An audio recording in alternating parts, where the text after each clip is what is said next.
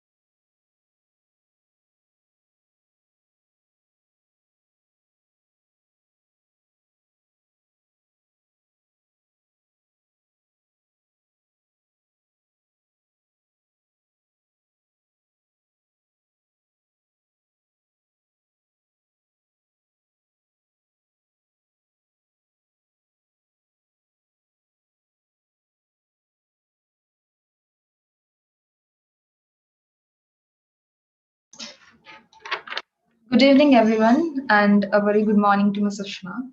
I hope you all are safe and healthy. Without wasting much of your time, I would like to give you a bit of introduction about the session. So this session, Building Blocks of the Career Success, will help you understand and gain knowledge on how to create and build excellent professional network on LinkedIn to help you get your dream job. You will learn to prepare and optimize your resume powerfully as per the recruiter's expectations and requirements. You also will gain confidence and command by learning various techniques to create the best impressions by developing excellent interviewing skills and much more. So, without any further delay, I would like to introduce the amazing facilitators to take us through this amazing journey in building your successful career. So I would like to introduce Ms. Sudha. She is the co-founder of Proxil and the performance acceleration coach with expertise in communication skills, leadership, personality development, career development for students. She has also professional experience of about 20 plus years across diverse industries. She has trained more than 1,000 plus students, employees, corporate executives at the entry, middle, and senior level managements. And not to mention, she is also a certified trainer, TEDx speaker, an organizer, and the member of Toastmasters International. Now, moving on next, we have Sushma with us, the co-founder of Proxil, a learning and training hub for professionals who look forward to leadership and self-development through continuous learning. Over a period of 6+ years of professional journey, Sushma has trained and coached several hundreds of global professionals to upskill themselves. Sushma, over to you.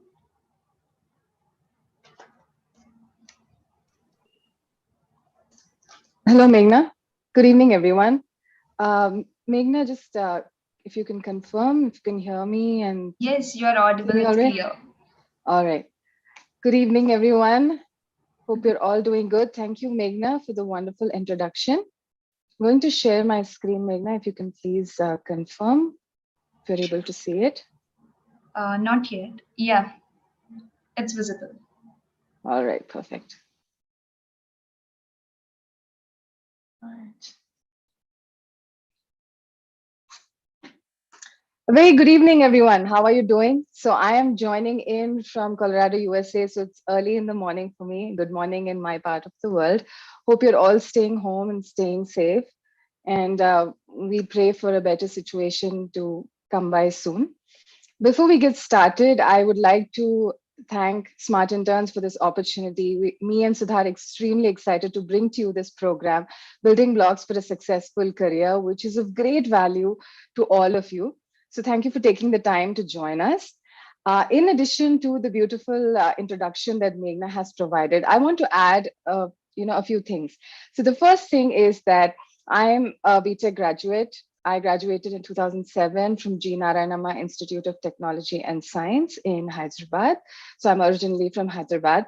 So the reason I'm mentioning this to you is as we speak over the next 90 minutes, I want you to know that we have been in your shoes.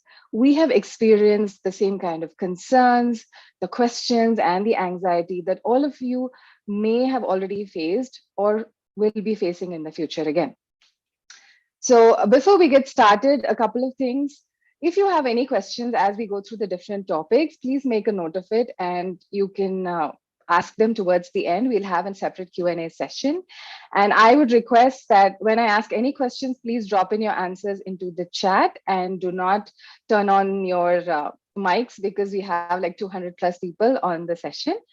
So would appreciate your cooperation in that. And I understand this is a virtual session, but let's try to keep it as interactive as possible. All right, so let's get started. All of us go through this phase of life where we feel we are at the crossroads of our life, right?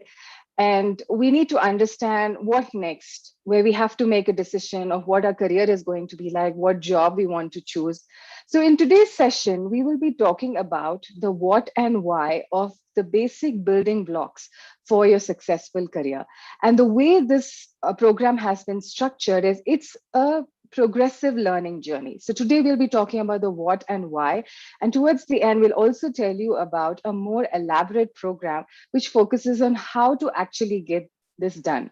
So as we were putting this together, me and Sudha, we kept going back to the days when we were a student because the times may have changed. The opportunities have tremendously increased. However, the internal struggles remain the same. There are so many questions at that point of time in your life, in your career, where you're wondering if, what is it that we do next? How do we get the right kind of information? Who can help us with this? And I'd like you to know that we are here exactly to do that for you. So quickly to go through the agenda for today, we'll be talking about the magic of LinkedIn, how to fire up your resume, how you can ace your interview, the overview of the program structure, which will be the more elaborate one, focusing on the how, what next, and then we'll have a Q&A session. I hope you're all ready. Let's get started. So like I was saying, because we will be at the crossroads, or you probably are. The reason I say that is I think the audience is a mix of different, different years of your graduation, where you're second year, third year, first year. So that's the reason why. I hope you have taken some time to think about what is it that you want to do next in life? What is it that your dream job will look like? What kind of a life do you want to have professionally? And some of the questions that I would recommend, if you haven't thought of it yet, is what are the companies that you'd like to work for? So these are some important questions you should definitely ask yourself.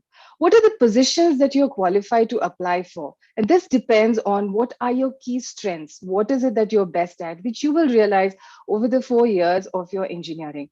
Where are the job openings and how can you apply for them? So how can you be among those few people who can get hold of the best jobs?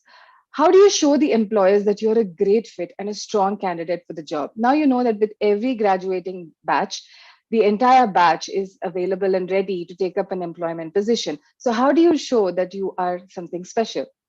How can you be up to date with the latest industry trends? Who can you look to network and ask more questions about what it's going to be like in the future when you take up your dream job? Now, when I graduated in 2007, it was a time when there was not much of internet exposure and LinkedIn was almost non-existent and nobody knew about it. So now the opportunities have tremendously changed, and so have the tools to reach out to it. Because in my times, it was all about asking the aunties, uncles, bhaiyas, and didis about what is it like to work in a dream company. My first job was at Satyam. It was called Satyam at the time when I joined. It was a campus recruitment. So I still remember trying to find out more from people who work there, what it's going to be like. So now one of those powerful tools that you have at your disposal is LinkedIn. So before I take you through the magic of LinkedIn, I'd like to know how many of you have a LinkedIn profile? You can drop it into the chat.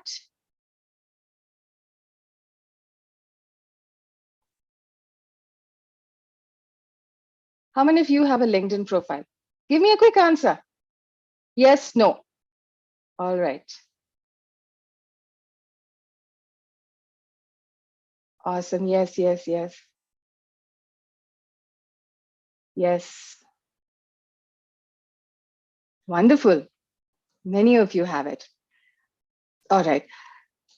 So those of you who say yes, ma'am, you have a LinkedIn account. How many of you think that you are making complete use of it? You understand everything on LinkedIn and you're making the optimal use of LinkedIn. How many of you think so? Please drop me a yes or a no.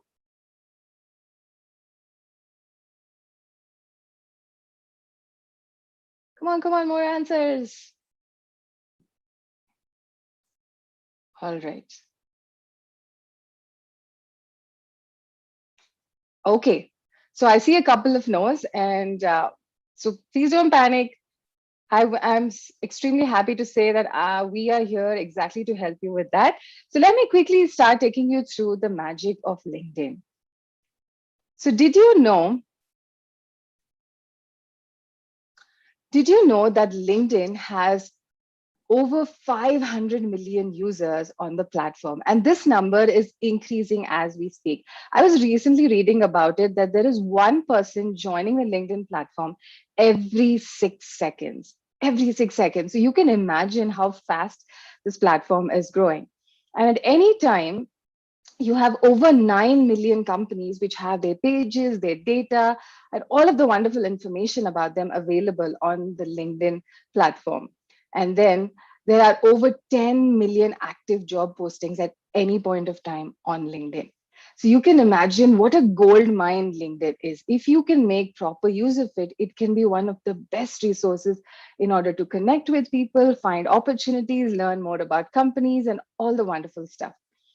Did you also know that 70% of companies use social media to screen candidates, with LinkedIn being the most popular one?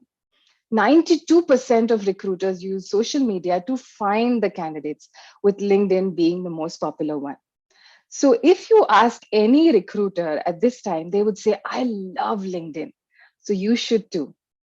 And the reason I say that is there was a recent statistic that I read about where 57% of companies, okay, of recruiters, employers decided not to hire a candidate just because they were not available online. 57%. So you can understand how important it is in this digital age to have an online presence. And I'm not saying this, the statistics are saying it. So because that is the case, it's important when you have to have an online presence, you might as well have a strong one, right? And LinkedIn provides you all the required tools in order to create that strong digital presence for yourself, for your success in your career. Second is LinkedIn allows you to create a strong professional network. Now, you might say to me, ma'am, we are students. If we have any questions, we have our lecturers, or we have the training and recruitment, the placement cell in our college, or we have friends that we can reach out to for networking. So, why do we really need LinkedIn? Let me tell you, my friends, that at this point of time, the entire setup that you have and all of the support system that you have is just a launch pad for you. So, as you go forward in your career, you require the support of a professional network where you can share ideas, you can get feedbacks, you can reach out to more people so that it can open up more and more opportunities for you, whichever stream you choose to excel in. And next is, like I was saying, the opportunities. LinkedIn can be a great place to find the opportunities that you have always wanted and have been always seeking. So let me share a short story. So one of the students that I was coaching, she got a an internship opportunity with Microsoft while she was still studying and doing her engineering. And she was very passionate about technology. She was a fantastic coder, and she was always on top of the latest trends in the industry. And she's one of the ideal students, I would say. And as she joined Microsoft, there was another manager in the adjacent team who was very impressed with her work. So he connected with her on LinkedIn, and he observed that it was not just her enthusiasm at work and in the work that she has been assigned, but even online, she would constantly share articles, comment, and post about the new technology trends and her opinions on it, her suggestions on other people's posts as to how somebody can improve their approach in maybe coding a new program or creating a new structure, so many different things. And he was supremely impressed.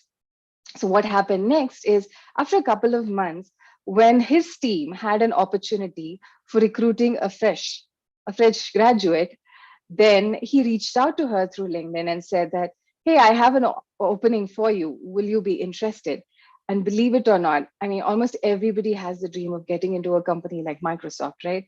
And her dream came true.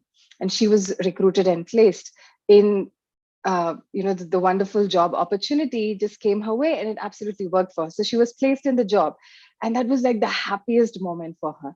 Just imagine. So this shows that it works both ways. So it can be a very strong professional network where you can connect not just with your peers, but also with your future employer. And on LinkedIn, friends, among those 500 million people who are actively there, 42% are managerial level or more. So it is a great opportunity to be noticed by a future employer. And it can also work great to find opportunities and make them work for you. Now, your next question might be, okay, I have understood, ma'am, what is LinkedIn, why it is so important, why everybody is constantly wanting to be on that platform. Now, what is your next step? What should I do next? That can be your question for me. So here are the answers. So first is, you have to create a powerful LinkedIn profile with an appropriate headline, a very professional looking photograph, a banner that highlights your personality and strengths. Now, just for the sake of understanding, I will draw references with and comparison with Facebook so that it's easy for those who are not on LinkedIn. So banner is similar to a Facebook cover photo, a cover photograph. It's called banner in LinkedIn. So you want to have a very professional looking banner, a very professional looking photograph, no cute images of teddy bears or flowers, no scenery. It has to be approached in a very professional way. So LinkedIn is one platform where everybody is very particular about how professionally you can present yourself. And a headline is a 120 character space that is provided to you where you can highlight who you are or who you want to be. So for me, I'm a transformation coach. So my headline is that I'm the co-founder of Proxil. I'm a transformation coach. I am a speaker.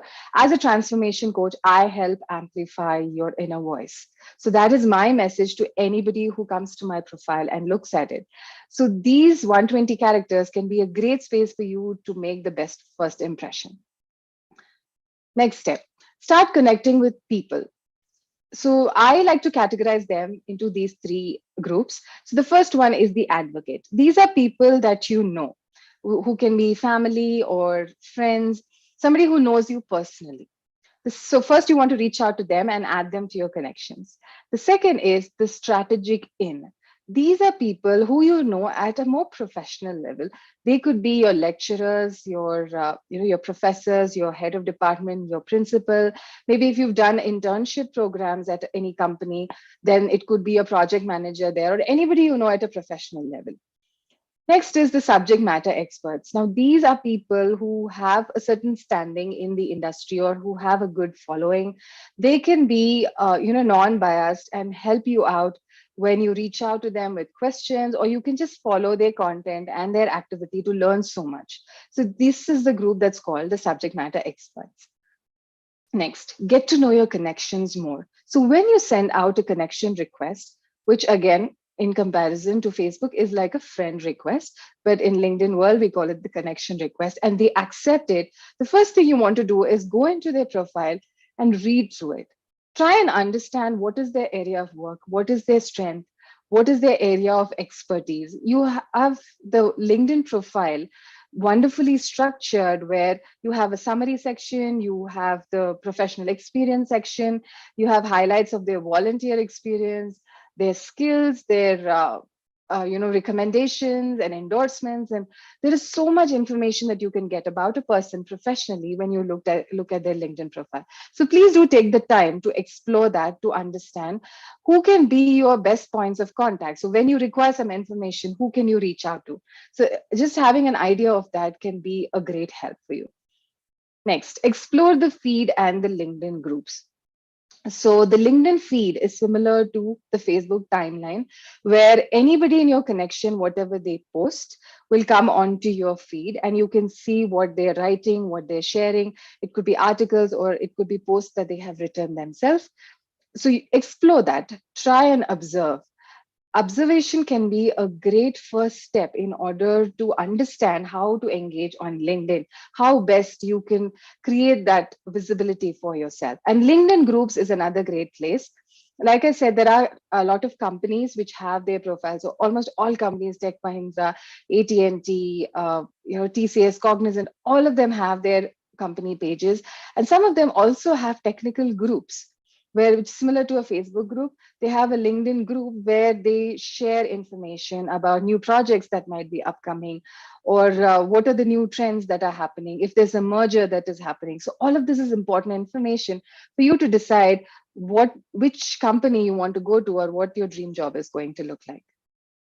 Next is follow the thought leaders and companies you admire that do the work that you dream of. So when I talk about thought leaders, it could be like a senior position in your dream company, or it could be maybe a project manager that you worked with and you absolutely are amazed with his style of work. So just follow their activity to see how things are shifting, how they respond, and how they engage on LinkedIn. This can be a great source of inspiration information and also education for you in order to find the best way of engaging yourself on LinkedIn. All right. And the last and very important one is share updates and content. So when you're at a point that you feel comfortable, you've observed enough, you want to not just be an observer, but you want to start sharing updates and content. Now, these updates can be about maybe a project that you have done, a new idea that you have. So you can just put it out there and ask for opinions. You can ask people to comment on it, and get collaborative opportunities. Ask if anybody is willing to try out a new pilot project. So many different things. I mean, sky is the limit. There is no right or wrong thing to do, in the sense that when you're seeking help or when you're seeking knowledge, LinkedIn can be a great resource. And definitely you can share articles. If you're unsure of what to share right away or how to write your post, you can start with sharing articles that you have read online. And maybe it could be a news clipping about some technology that you are very interested in or is your area of strength. And then you can go about, start there, take baby steps, no issues, but please get started. That's the important point, that the sooner you start getting engaged in this LinkedIn, the more comfortable you are, the stronger the network is, and you get a better idea of how you can find the good opportunities that can help fulfill your dream career. Now, while posting, a few things that you have to definitely keep in mind are: keep your content professionally appropriate. Very important. So I'll tell you something like a thumb rule. What you can do is, anything that you feel that you will never share with your boss or with your professor, it does not have a place on LinkedIn. So you do not want to share good morning messages. Even when you comment on somebody else's post, you want to make very professional comments. If you don't know what to say, keep the comment limited to a thank you for sharing, great post, good insight, thanks for sharing your expertise. So keep it short if you're not sure what to say. If you want to go a step further, then you can go a little bit into detail to describing how you found value in that particular post, saying that, this is very helpful information in my area of work, or I have a new project coming up, this can be great input for me. So that's how you want to post and comment, but not anything inappropriate. And the other thing is, one thing that students often struggle with is, on LinkedIn, you do not want to make any personal comment saying that you're looking very good, or I really like your profile, or any of that stuff. So you have to keep it completely professional. It's not a place for personal compliments or personal interaction, unless the person connects with you offline or through a message and you have a personal relationship where you understand, or maybe they're a friend or a family. But even then, you do not want to put it out on the internet, and especially not on LinkedIn. Next, do not post too many times in a day. You do not want to be that person who shares each and every article that they come across, each and every post from someone in the connection list.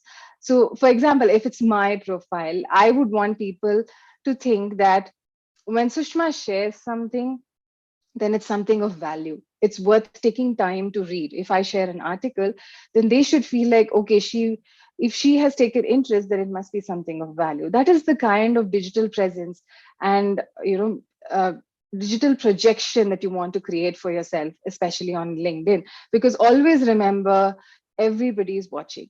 Everybody is watching. And let me tell this to you, friends. No matter what you do online, what you do, it adds to your digital footprint. They say that it's like a digital tattoo. When you get a tattoo, you can't easily remove it, right? So that's exactly what happens when you're on the internet. No matter what you put, it could be on any social media. And mind you, I'm not just talking about LinkedIn. Nothing is isolated. You all know. All your data is interconnected, and it can reflect back. Anybody who's searching for you can find all of the information across all of the profiles and across all the social media platforms. So please be very careful about what you put out. Remember that posts will live on your LinkedIn profile, which tells your professional story that any recruiter, any potential employer, and everybody else can see. So In case you have a LinkedIn profile, you probably have noticed an activity section where it actually logs each and every comment you make, each and every post that you have liked, and that you cannot remove that. You cannot delete the history. And if you're not familiar, then you should definitely create a LinkedIn profile and start exploring it, because it is permanent on your LinkedIn profile. Unless you decide to deactivate it or delete it, there is no other way of getting rid of all of your activity. So please be mindful of it. So now the next question might be, usually I am asked this, that, ma'am, you talked about LinkedIn. You said that it has all these important sections where you can project, your professional skills, your strengths. You have a summary section, you have your experience, you have endorsements and recommendations and all of that. So this sounds a lot like the resume, right? So your question might be, how is it different, LinkedIn versus resume? So does this mean that, resume is not required? Because I also said that employers can find you online and they actually go and search for you. When they come across your profile, they go and search by your name. In case you have tried it, you probably know. And if you haven't, then you should definitely try it. That when you have a LinkedIn profile and you put in your name into any search engine, Google or any other one, you will see that your LinkedIn profile is the very first item on the list that shows up on the search page. So that is how people or employers try to find you, or recruiting teams are quite wide, and they're very good at this, where they go and search for a particular candidate to see and observe how the person is. So if the question is a resume not required because you have a LinkedIn profile? The answer is no. Resume is a very, very important point. It is the definite first step to actually pursuing a job and getting through the process of getting selected for the interview and finally getting placed in the job. So how is LinkedIn different?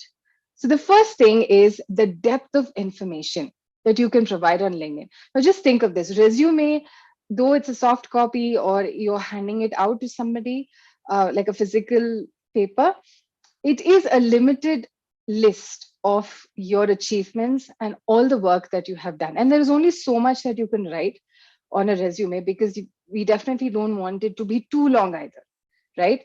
So how LinkedIn helps us is it allows you to provide that depth of information where you can actually project your personality. You can project what are your areas of expertise and how you're passionate about the work that you do or the work that you want to do in the future. And you can constantly talk about how you're upskilling yourself, how you're learning new things, so you are more strong in your skills as you pursue your professional dream. The next reason why LinkedIn is such a fantastic tool is it allows you to have recommendations and endorsements. In case you haven't observed, and if you're not familiar with LinkedIn, so recommendation is where someone in your connection list can actually write a testimonial for you. For example, if you have worked on an internship program externally with a company, or maybe even within the project, like within your own department, you have a project that you have worked on, and your head of department absolutely loved your work. It's quite possible that your head of department can choose to write a recommendation and saying that your Sushma is a fantastic worker. She's a great team player and she's very diligent in the work that she does. Now, that when it sits on your profile as a recommendation can be a great strength for you. It Because anybody who comes to your profile, any employer or any recruiter, they see and they understand that you are a great person to work with. That is social proof to say how good you are at the work that you do. And the other part is the endorsements, where people can come and choose a particular skill. Like if you go to my profile, one of my skills is coaching. So if you are in my network, you can come to my profile, click on coaching to say that I'm a good coach and you like my work. So that way, if I have like 60, 70, 80 clicks on my profile for coaching, it means that I have been officially approved as a good coach by 80 or 90 people. It's like a review system that you would see on Amazon or any other platform. So recommendations and endorsements greatly add that strength, which cannot be provided on a resume because that's not information that you will be putting on the resume. So that is how LinkedIn can greatly help you. Now, as we have a do and don't list for most of the processes, we have one for this too. So on LinkedIn, my friends, I would say that anytime when you post something, just for the reason that it will remain online, please be very mindful. There are situations when employers have decided not to recruit somebody or to fire somebody just because of the activity that they have had online. It could be some harsh comments that you're making, or some unparliamentary language that you're using when you comment on somebody else's posts, or you're showing bias, you're showing discrimination, you're showing you're projecting your political views, and causing a lot of agitation and having arguments online. There are people like that on every social media platform. So it's important to be mindful. If you have posted something and somebody else is coming and commenting on it, you do not want to pick up a fight, you do not want to create an argument. So these are some things that you have to be mindful. So any time before you post anything, please think, is this necessary? Just don't do it for the sake of it.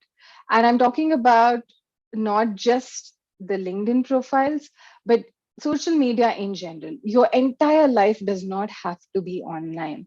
I see a lot of people who post right from every new dress to every new place that they visit, they have to have everything online. It's not really necessary. And you definitely don't want to have your entire personal life online. So please be mindful of what you post, and be careful when you engage in the interaction as well on LinkedIn. So now that we have understood what is the magic of LinkedIn, what it is, why it is so important, let me tell you there is a lot more to how you can actually get this done. So the very first thing is, how do you create your best impression? So I have very briefly told you what are the important aspects, how your photograph should be professional, your banner should be good, your headline should represent what you stand for. However, how do you actually put all of this together? How do you present it in a way which can be very impressive when somebody reads it on your profile, is something that I will have to take you through step by step. So this will be a part of the next program, which is the more elaborate one, and where there will be a much more hand holding and guidance as we go through these different steps. First is creating your best impression. Next is messaging. So when you create a connection with someone and they accept your connection request, you want to start thinking about how do you start a conversation with them, because that's how you get to know them. How do you approach them? What exactly do you put into the message to start the conversation, maintaining a balance that it's not too personal, at the same time doesn't sound too mechanical and doesn't sound too monotonous and boring. So it can be a very important aspect of how you spark a conversation. And I will tell you exactly how to do that. Next is choosing topics to post. This is another area where commonly students struggle. They want to post, but they're not sure where to start. So I will share tips with you on how you can start picking on the topics that you want to post. Next is addressing comments. Like I said, if somebody comments something and says something that you did not like on your post, how do you reply to it? How do you react to it? And how do you comment on somebody else's posts to give a good impression? Because everybody will be reading through most of the posts and the comments. Next is getting noticed. So, having done all of this, even on LinkedIn, there are so many profiles. So, there has to be something impressive about your profile. And not just that, but there is a lot of science to how the LinkedIn algorithm works, how it promotes your posts, and how it pushes it on to more and more number of feeds, LinkedIn feeds in your connection network. So I will talk to you about all of these different aspects on how you can get noticed and create a strong digital presence for you. All right, so this is about the magic of LinkedIn. Now let us get on to the next part, which is firing up your resume. So like I said, now we have the LinkedIn profile ready, and any recruiter, any employer can go and take a look at it. We have no issues. So everything looks good online. Now, next, the important step of creating your resume, right? So my question for you, what would you do if somebody told you that your dream job is ready, and you can apply for it? So obviously you would drop everything that you're doing, immediately go and start either writing your resume or you start filling in the online application, right? So when you start writing, a lot of times you get stuck. Why do you think it is hard to write a resume? Please drop in your answers in the chat box. Why do you think it's hard to write a resume?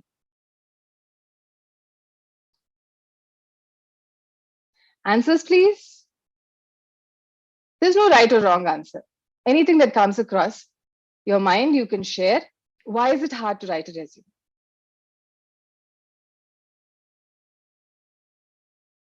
Good answer, Shreya, to choose what to mention and what not. Right. Maybe the interviewer might stress on those areas, what skills to write, lack of the projects done. Yes. Any more answers?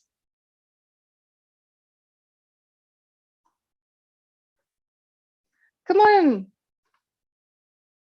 All right. So your answers are on point. That, yeah, sometimes we forget what we have done. Yes, that's a problem too. It's hard to catch interviewers' attention. It's hard to make your resume be different and yet relevant. Wonderfully said, Shruti. So you guys definitely have an idea of why it is hard to write a resume. Very right. That it is important to write a resume, but you always get stuck because of the questions. How long should the resume be? What all can I include in the resume? Because now that you're all graduating from college and you don't have work experience necessary unless you've done a project or an internship program, you're often stuck thinking, what is it that I have done in these 4 years that I can actually put on my resume, right? And it's very, very important to find the right kind of information to put it there, because you do not want your resume to look like a copy paste. I know all of us start with templates, but my friends, please make sure that you use the template only as a reference. You do not want to cut the sections and replace it with your information, because the recruiters see hundreds and hundreds of resumes every day and they're like, oh God, one more resume that looks exactly the same. So you don't want to be that person. You want to be able to set your resume apart. And questions, we get stuck. For freshers, it could be 1 page. If you have a little more information, it could be 2 pages. So how do I actually put any project experience that I have? How do I represent it in a way that can be relevant to the particular job description? So these are all the questions. And don't worry, you're not the only ones. Even some of the best people who have like extensive experience in their careers also struggle in order to put the information on a resume. And do you know what the other surprise reason is? Can anybody guess what other reason could be there apart from the questions that you have? Okay, I will tell you the answer. It is conditioning. Now, this is a factor that many of us are not consciously aware. So all of us are conditioned to be humble. Culturally, we are trained and tuned from a very young age that we should not be boasting about ourselves or what we have done. That becomes a very big factor when we're trying to write our resume. We cannot really write like great stuff about ourselves. When somebody comes and appreciates us, we're very happy, we thank them and all of that. But when we have to write it ourselves, we actually struggle to put it down on paper. It happens to all of us that and that's the reason they say that often we undersell ourselves. Though we have done a lot, we try to be very conservative when we're trying to write the resumes. And that is where some of the major points can be missed out. So over the next few minutes, I'm going to take you through the different steps of how you can exactly prepare and plan to write your resume so that it'll set you apart and it can be a great first step to your dream career. Okay. Oh, now all of us love stories, right? So I'm going to share a story with you. I am personally very fond of stories. So have you ever wondered what happens when you submit a resume online? So there are two ways of submitting, right? One is you submit the application online, or second is you send an email. Actually, three ways. So the second way is you can send an email directly to a recruiter attaching the soft copy of your resume. And third is you're handing it directly as a hard copy to the recruiter themselves. So have you ever wondered what happens when you hit the submit button or when you hit the send? How does the whole process work? Any ideas? Like, does it get printed out and go and sit on your like the recruiting manager's desk, or what happens? How does that actually work? So I will take you through the story of how a resume travels through from the starting point, that is the point that you hit send, to actually the recruiting manager, who is the decision maker. So in this story, we have the resume, then we have something called an application tracking system. We have a recruiter and we have a hiring manager. So these are the characters in our story. So what happens is in all mid-level to big-sized companies, there is something called an ATS, which is an application tracking system. Now, what is an application tracking system? It is a software program that is designed in order to filter out the hundreds of resumes that come as submissions for a particular position. Now, there are so many applicants. If you're doing a campus recruitment, it is different because you have a recruiting team on campus where you can hand over the resume. However, if you're applying online or you've already graduated from engineering, then definitely there is a high possibility that if you're applying for a job in a mid to large size, your resume will definitely go through an application tracking system. Now, this is a software program where, depending on the job description, it has been designed to look at keywords in the resume and find the closest match. So if for any reason you have applied for a position, you are a great fit. When you see the job description, you feel that, the skills that they require absolutely match with the skills that I have, and you're super excited, you send it out. And it's, if your resume doesn't make through the first level, that is going through the application tracking system, it is not because you're not good for the job, but it is just because of the way that you have put the information on your resume. So you can understand how important and how critical it is to present all of your information in the right way, where an application tracking system will actually pick your resume and shortlist it. So once it goes through the application tracking system, usually it's maybe like 20 to 40 resumes, 40 is max, 20 to 40 resumes that actually get shortlisted once it goes through the application tracking system. And those 20 or 40 resumes then move on to a recruiter. So it goes through a humanized screening at the next step.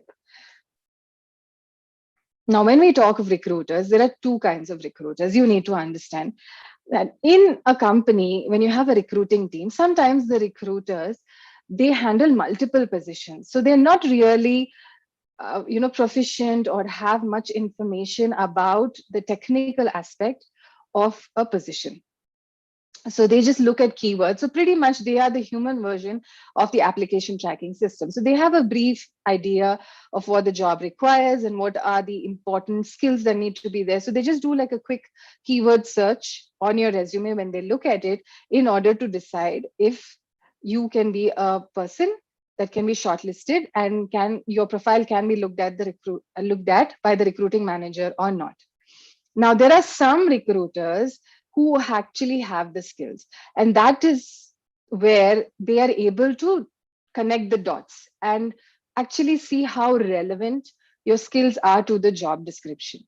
So your your resume can go into the hands of any kind of a recruiter. So what you want to do is present your best information where the recruiter doesn't have to struggle to find those connections. So you have to present it in a way that is relevant to the job description, so that quickly the recruiter is like, okay, this makes sense. This is what we are requiring and this is what the candidate has to offer. So this can be a good match. And that is how you can actually set your resume apart. And then after the recruiter has done his set of screening, finally, maybe 5 or maximum 10 profiles make it to the desk of the hiring manager, who can be your future boss, or they could be a manager on the hiring team. But that is when you will finally get a call for the interview. So this is the entire process that a resume goes through in order to reach the recruiting manager's desk. Now, this definitely is very stressful, and you guys are not the only one. There is a lot of anxiety, there are a lot of questions, but how can we make this easy? So think of it this way: if you're going on a vacation, what will you do? What all will you find out as a part of planning? Any answers? I'm looking at the chat right now.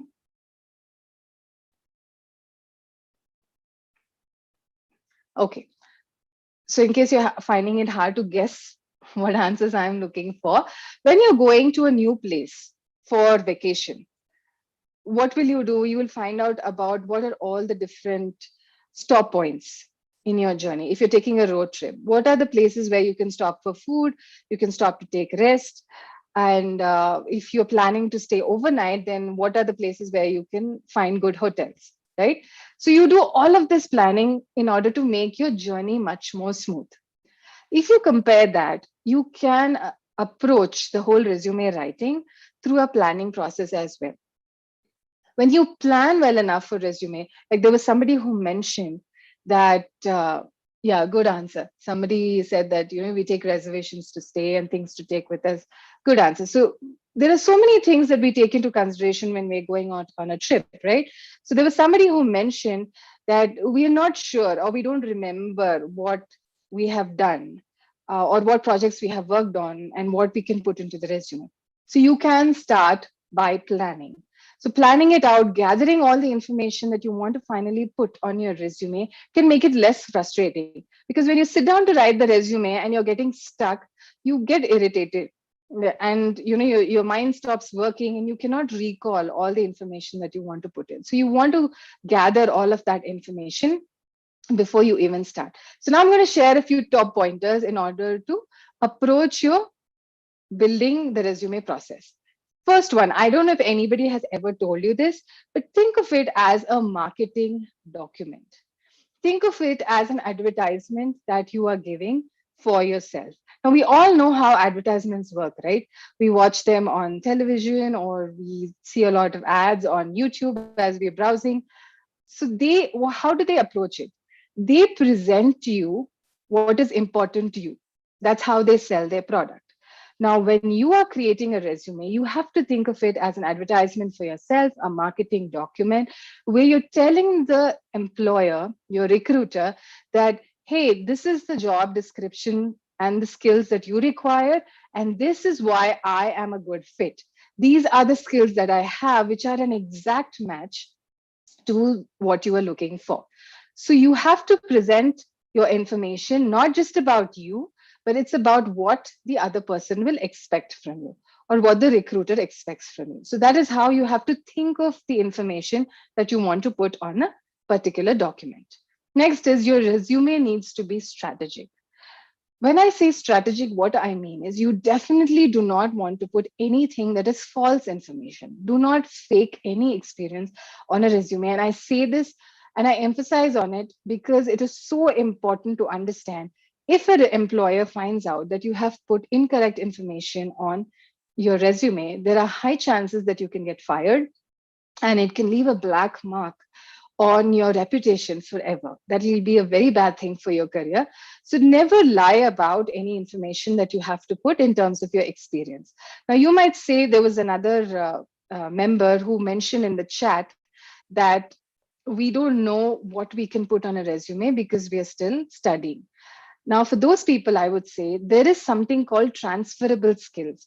So, for example, if you have conducted an event in your college and you are extremely good at coordinating and bringing people together, giving them guidance, leading them through the different steps of making the event successful, that can be something that is of great value to an employer. So these are called transferable skills. So that shows your team spirit, that shows your leadership skills, that shows your coordination skills, inter team skills, so many different things. So these are all a part of how you perform a particular task, right? So this can be one of those transferable skills that you can present on your resume. Now you might think, how much of information should I actually put on it? When I talk about the event, do I describe the entire event, or do I just highlight my skills? Now, that is the how part of it, which I will teach you later in a more elaborate program. But I want you to know that there are a lot of skills if you observe carefully, and that is where planning is very important. If you observe carefully, look back at what you have done over the 4 years, there will be quite a lot of skills that are transferable and can be of value in your job setting as well. So that is how you need to strategically present your information on a resume. Next, it doesn't have to be too long, but at the same time, it shouldn't be too short. So for recruiters, they are so tired of seeing the same resume template over and over and over again. So what you can do is you can make it a little interesting by not making it sound like boring, but make it a little conversational, because at some point there will be a human eye that will be screening your resume. However, you don't want too much information where people have to search for it, where a recruiter has to search for what is the relevant information. You don't want to get the highlights lost in the bundle of information that you provide. So that is where you have to balance between your resume being too long versus too short, because you have to present enough information and not miss out on any of the important points that can be of value to your work experience. Next, start by planning and identifying a target job. Now, how you can do this is go to job portals, start looking for jobs that you think are your dream jobs. Now, this can help in two ways. First thing is it'll help you understand what are the skills that you require. If you don't have them yet, you can focus on them. If you're in second year or third year, over the next 1 year before you graduate, you can focus on doing activities which will allow you to practice these skills. And secondly, it's possible that a lot of times, students, as they understand the job that they want to do and the requirements that it will have, sometimes they have a shift of mind where they feel, this is not something that can hold my interest for a long time. Maybe I need to explore something else. So it will help you decide what you want, and sometimes also help you decide what you do not want. Now, probably you want to be an AI engineer. That's been your dream job. You took up the branch of engineering AI and you've been pursuing it. But as you look at jobs and what it actually requires, you might think, I want to go to a more focused area, a more specific area of expertise, and not a general AI engineer position. So that can help you understand what you exactly want to put on your resume as well. So research, and like I said, LinkedIn can be a great place to look for job postings also. So just do a search, find out, at least pick 5 job descriptions that you can use. And this is a practice that I often recommend for students, that take a printout or write them down. Use a marker or a red pen or anything that is helpful for you to highlight it. And as you keep observing different job postings, you will start to see a pattern of the top skills that are expected for that particular position. That will give you a very good idea of what you want to highlight on a particular resume. And all of this, my friends, is a part of the preparation and planning. It is never too soon. Never think that, okay, I'm still in second year, so I don't have to worry about it until I get to 4.1 or 4.2, or, in 6 months, campus recruitment is going to start. You don't have to wait so long. As you keep observing all of this and planning, you will get to a point where you know exactly what to put on your resume, what you want to do, how you can strengthen your skills, and how you can take the next step. And next, most importantly, align all the information about you online and on paper. So now, once you have the resume ready, please make sure you go back and update your LinkedIn in order to keep them in sync. Because anytime that a recruiter will receive your resume, there is a high chance that they will go online and check for you. And you want the information to be in perfect sync. That way, no matter who checks where, you definitely have a possibility of success when the initial screening happens for you. All right. Now that brings us to the end of resume writing. Like I said, this is the part where I spoke about what resume is, why it is important to plan for your resume, but how exactly you can effectively present your information on the resume is something that I will teach you in the next program, which we will talk about in a short while.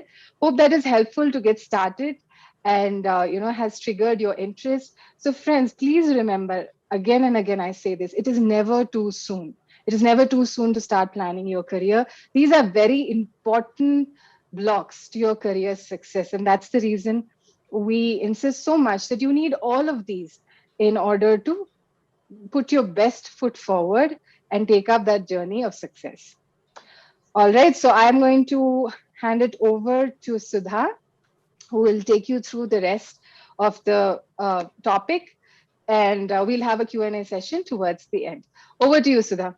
Thank you Thank so you. much, Sushma. So nice to hear and understand all those amazing tips that you have given about LinkedIn profile building as well as resume writing. So it's definitely helpful. I really wish back in our days when we were in college, we had somebody to guide us and tell us what is right and wrong. Nowadays, the students are really very lucky because they get so much of excellent expertised tips out of our experience. Thank you so much for that input, Sushma. Okay, so Thanks, let's move Sudha. on, guys. Yeah. How are you all doing? Hey, students out there, I hope you're all doing good, safe, and all fine. Well, stay indoors and be positive and don't let stress affect you. Focus on what you have to do and everything will go well. Okay, and we're all doing a good job. We'll get through this together. Yes. This is going to be a little interactive. I understand that it's virtual and then most of you may not be able to reply back to me, but I will appreciate if you can just drop some answers when I ask you questions into the chat. It'll be really nice to see your inputs coming in. Okay, and if you have questions, feel free to ask us towards the end. So I'll just take you through with the interviewing skills and then we will open up for the questions. All the questions are open and you can answer them towards the end.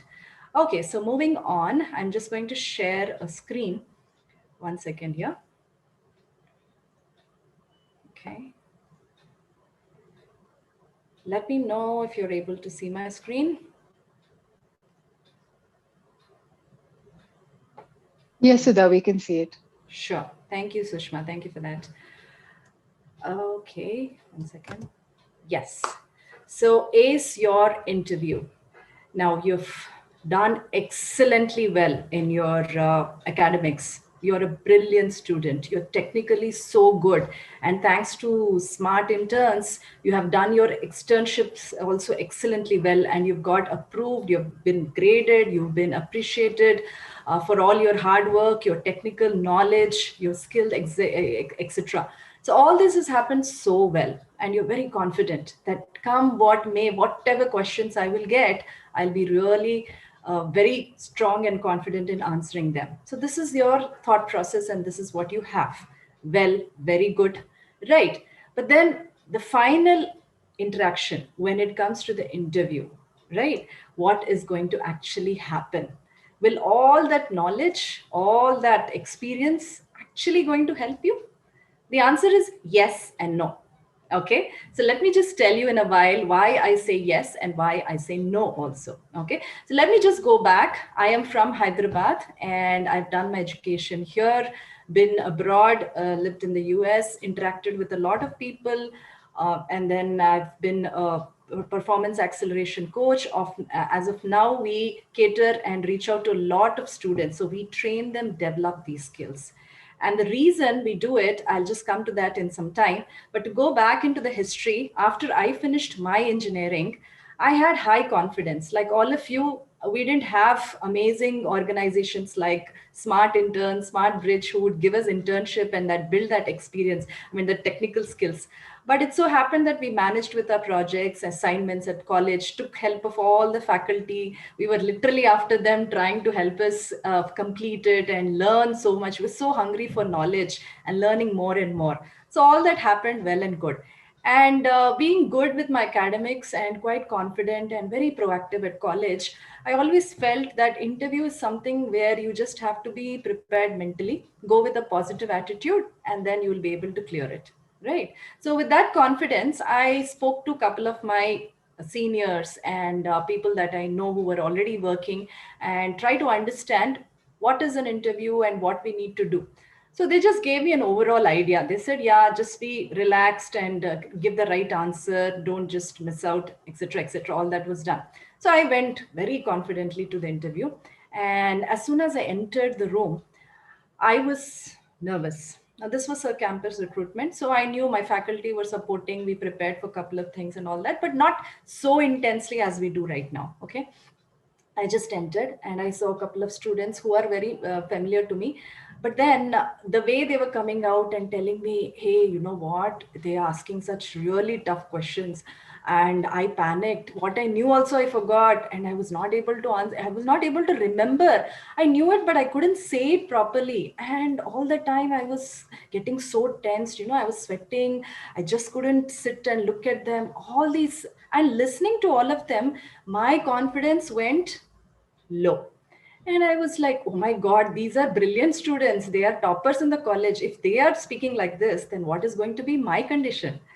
So I went in and I put all my courage together and I tried to answer. But you know what, guys? Very sad and unfortunate. I couldn't make it through with the interview. Reason being, I panicked. I didn't know what to answer, how to organize my thoughts, how to have the right eye contact. And I was like, sweating so much. And whatever that I knew also, I forgot at at that point of time. And the fear that I may not get into the through the interview was taking control over me, and I was just not able to believe that, okay, how can I do this, how can I lose it, it's my dream job, I always wanted to be in Tech Mahindra, TCS, etc., etc. So tell me something, how many of you have experienced this, or you've heard this from your friend, or this is your biggest fear? Chat box, please. Just give me some random answers. Yes, no.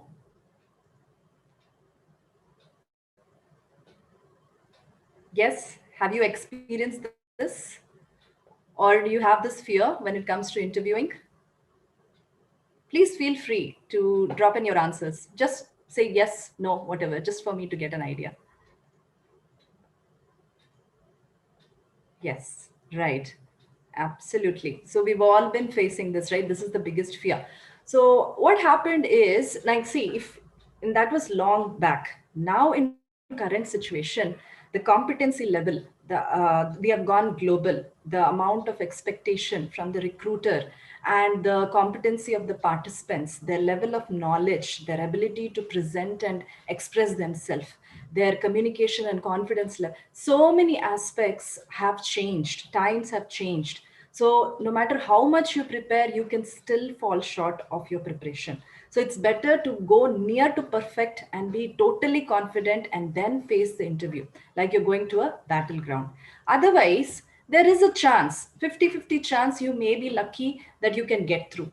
You will, but then, you may get like 3 out of 10. But if you're really confident and well prepared with all the type of questions, how you're going to show yourself, present yourself, speak, body language, eye contact, and your experience, etc., everything put together, then you may get 9 or 10 out of 10. Right? You will be able to make that dynamic impression of how wonderful you are. And yes, you are the one who is fit for this job. You are the one that the company has to select, and there can't be anybody better than you. So your objective for going to an interview should be that I am going to make them believe that I am the best person for this role that they're offering. So that should be the level of not only your preparation, but the practice, and more than practice, the confidence, which comes with a lot of practice and preparation, right? That's when you are boosted up. Otherwise, it becomes very difficult. And let me tell you, friends, let me tell you this. See, your qualification is important. It's like a ticket to getting into the interview. Only the top percentage ranks and all that will be allowed or will be selected for the interview process, right?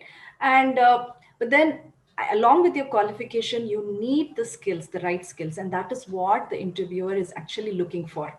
Let me give you a comparison. I'll just give you a small example so that you can understand what I mean. Now, suppose you get a lottery ticket, okay? How can you get into a lottery draw? Only if you have the ticket, right? If you don't have the ticket, there is no chance that you can get into the lottery or win the lottery. So you have the ticket, and that is like your qualification, your resume, your academic scores, etc., etc. Right? But once you get the lottery ticket, it is your luck which will help you get the lottery amount, right? In the same way, if you have the right skills, then you will be chosen and selected. You will be shortlisted and you will get through the interview.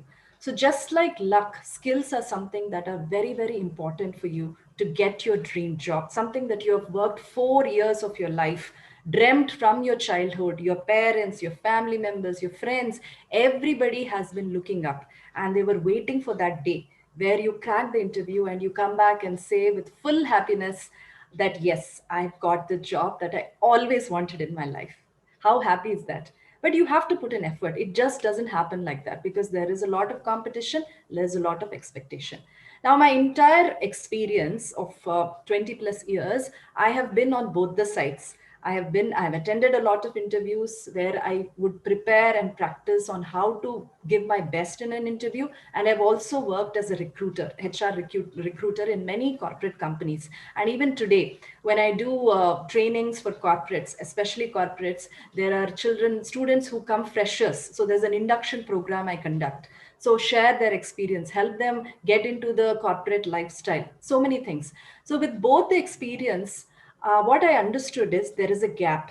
There is a big gap in what the recruiter expects from the student and the preparation of the student. In order to minimize this gap or bridge that gap, with all our interest and passion, myself and Sushma, we decided to conduct these kind of trainings where you can upskill your ability to not only get through with your interview, but also build a very strong visibility, your network, and also make a powerful resume where there is no scope of rejection. And at the first glance of it, people are like, oh, wow, okay, this person is very professional and they are the right, the set for the position. So this is what we prepare, and we do it out of passion so that we can help the students get through there and get into their dream job. Okay, so let's move on and understand what these interview skills are and how you can actually get through with them. Right. Okay. Yes, the first and the most important question, why should we have interview skills? Right, like I said, you have everything else. So tell me, if you can drop in some answers, why should we even have interview skills? Why do you think they're important? Answers, quick answers in the chat box. Anything that comes to your mind. Guys, there is nothing like right answer and wrong answer. Whatever you feel is right, please feel free to crack the interview. Absolutely, very good. Yes, to create good impression on the recruiter. Totally true. Yes, excellent. In order to qualify, brilliant. To present ourselves, wonderful. Yes. So likewise, there are so many reasons why we need to have these skills. And our ultimate objective is we are impressing the interviewer, giving them what they're expecting from and getting through with the interview, getting us into that job. So let's understand what these skills actually help you as an individual, as a student, and help the recruiter how they want to, what they expect from the student. So to begin with, I'm just going to talk about how it helps you. You're able to express your aspirations. Don't you think when you get a platform, an opportunity to show them how good you are, how better you are than the others, that you are the perfect fit into that role and that position that they're offering, you get to speak, you get to communicate, you get to interact, you get to share your knowledge. and put your opinions in such a proper, perfect manner that they are impressed. You can share your interests apart from academics. What are your hobbies, your talents, your volunteership, any kind of a certification that you have done, your etc. etc. So it talks a lot about you as a person. And the interviewer just doesn't want, see, we are not robots, right? That we just walk in, okay, you have this, and there's a program done to us. All this is checked, 5 requirements are all checked, and you are right for the job. It doesn't happen that way. They want to know what are you as a person, because trust me, friends, more than your technical skills, though you are very good at it, they want to see your attitude, your ability, your thought process, your personality, your individuality.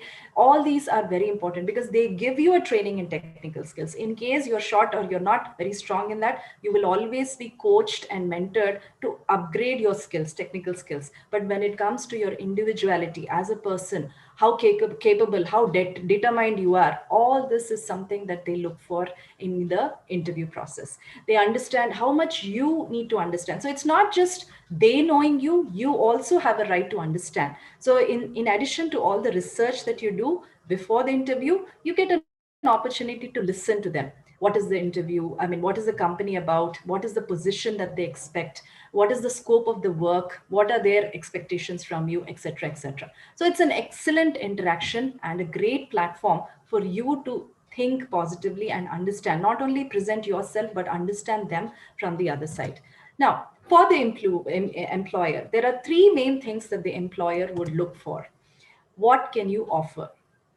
First and the most important, what can you offer as an employee, right? As an individual, your skills, your abilities, and who are you? What is your personality? What are your interests? What do you think? How do you feel? How do you respond to a situation? If you are in kind of some critical situation, what is your feelings? Do you give up or are you persistent? So these are the skills that they want to understand in you, right? Why you should be hired. So there are 10, 100, 200 people attending the interview. So out of all these people, why should the recruiter hire you only? How do you stand out? What is your USP, unique selling point? What are your strengths? How are you different from the others? Why should they select you? So these are the 3 areas that they look deeply. And if you can satisfy them in these 3 areas, then trust me, 100%, you've got your dream job. So let's understand how this can be done. Okay. So moving on, let me share some very interesting facts that I found on the net. And now this is not something that I have made by myself, but it is known and understood across the globe. So to begin with, 85%. Now these are important for you to understand so that you become more serious in that direction, and they make a big difference in the way that you present and carry yourself during the interview.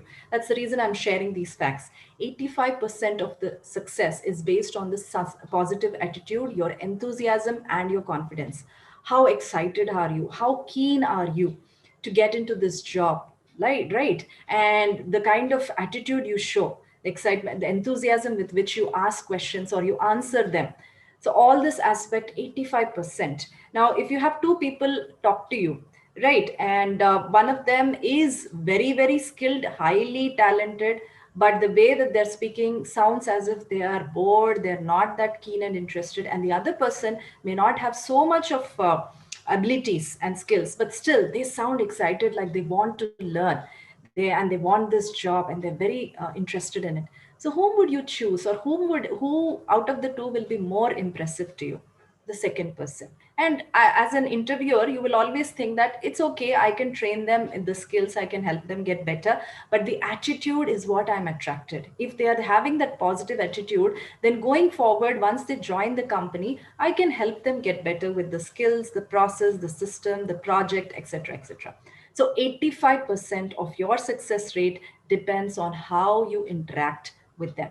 Okay, 80% of the interviewer decides about the candidate in the first 1 or 2 minutes. Now that's very, very interesting. And unfortunately, many of us mess it up in the first 2 minutes. We're either nervous, we're very conscious, or we get confused, we are fumbling with the words and thinking too much, we don't have the right eye contact, so many things happen. But if we are prepared and practiced it well, then trust me, not just 2 minutes, but the entire interview time will go amazingly well. So we'll have to be very mindful, thoughtful, and focused with whatever that we do during this interview time. But 80% depends on that, guys. So never mess up. The first impression, as they say, is the best impression. Never ever mess that up. Okay, 64% are rejected because of bad body language and lack of confidence. So I have a great resume and I am technically so good, but I go to the interview, I'm looking down and I just don't want to, just, I'm very nervous and I go blank. If you ask question, I have a very serious face. I look very scared. So this is what, all this is body language. Now, if you see somebody like that who doesn't have a friendly face, very positive, cheerful, and excited, then you don't feel so good about the person. You may think that, the person is very dull or not very interactive, etc., etc. So you get a negative opinion. And body language makes about 55% of success rate when it comes to communication, the way that you express, which is more than half the ability or the importance in communication. So the way you speak, the way you look, we train you in everything, and not just letting you know, but help you practice it over and over and over. So that even in the middle of the night, if you just get a chance to go and attend an interview, you're super confident and say, okay, let me face it, let me take it. And I'm very sure I'll get through it. So that is the level that you need to get to. And we put in everything, our time, our effort, our patience, our passion, and all the tools and techniques to help you get into that level. Okay, 62% of the interview success depends on the resume building. Like Sushma has already informed you wonderfully, she's gone through the entire resume writing process so much in detail, and more is yet to come, because we not only tell you, but we train you. We review every bit, every part, every word, as how well it is structured, what is required, how you have highlighted your strengths, what is the project's assignments in one glance, what is the impression that the interviewer gets out of the resume. So making it as perfect as possible, we help you with that. So 62% of this success depends on your resume building, where we are going to take care of you. Okay, 32% do not hire because the candidate does not know anything about the company. Now this is very unfortunate. Accenture is coming, Tech Mahindra is coming, TCS is coming, whichever company, Deloitte is coming, Capgemini is coming, but you don't have any clue. You just know what is on your interview, and okay, you're prepared with the answers more or less, but what the company does, what is their product, their service, where are they located, etc., you have no clue. So if they ever happen to ask you a few questions, you shouldn't sound blank, like you're totally ignorant about it. Now that gives a very bad opinion. So we have to be very mindful and careful in preparing ourselves to speak so much before they doubting you how much you are interested in the company. Okay, so let's move on. Okay, let's understand the actual process of interviewing. Okay, so first of all, understand the types of interview and the process clearly. So before, if it is a campus interview or you're going directly for an interview, what are the types? Are you going to have face-to-face? Is there a group interview? Is there a group discussion? Is there a panel interview? Have a clarity on in the process. And if you have your HODs, your recruitment department, right, in your college, try to talk to them and get a lot of information as what can happen and what cannot happen. It's not just knowing what to do, but also be very much aware of what not to do. Okay, so these are all the pointers that you can gather. Mentally be very prepared before you step into the interview. Research about the company and have the expectations of the role. So I know I'm a fresher and I'm getting into a company, and let's say it's Accenture which is coming. So, or Tech Mahindra, whichever company. And what is the product, the service? What is the work culture? What is the type of support and encouragement? How do they groom the person? What is the way that they interact with you? And as a fresher into the company, what is it that I'm expected to do? Will I get into the jobs? Will I be under a manager? Will I be assigned a project? Do I have to work in a team? So all these things you can research. Like Sushma's mentioned, building network with people that you already know. For example, on LinkedIn, if there are people who are working, or if you have family members and friends working in that company, talk to them about the company. Research and get information as much as possible. What is their position? What is their growth in the past years? Position in the world? Are they located, and how do they cater to their customers and clients? So try to get all those insights and be ready with your answers so that it's very impressive. right? So if you go to a place and if you expect some answers from somebody and they're giving you a lot of information, it is very natural that we get really impressed with them. So try to be that person and think of it as something which is going to help you get through with the interview. Making relevant connections on LinkedIn, Sushma's already covered this. So not only just building a profile, but making very good positive connections where you get to interact and understand. So it's like this: if I come to you and I say that I've been referred by your friend and they asked me to talk to you about so and so, don't you feel more connected? You will feel like, okay, they came through a known person, so I have to give more time, more attention. Right. The same thing happens if you name somebody who's already a part of the company and say they are my connection on LinkedIn and I got an opportunity to talk to them and understand few things. So they will be so happy that you are well connected and you have eagerness or interest to build and expand your knowledge and improve yourself, your abilities, your skills, and keep yourself updated with what's happening around you in the current time. So all this is being very proactive, and this is what companies look for. No longer are we in first class, second class school or intermediate or even engineering, where there is a lot of hand holding, the faculty are pushing us, and we also, before the exam, we just prepare for our exams and get going with them. No more. You are very independent and you are a professional now. So please remember that all the time. You're professional and you just have to upgrade yourself and think in that manner. Okay. Meet the expectations of the recruiter. So like I've said, the recruiter is not just looking for technical proficiency or academic proficiency and skills, but more than that, what are you as an individual? What can you offer and how are you different? So all these aspects, try to give the right appropriate answers, and we help you practice and prepare perfectly well for that.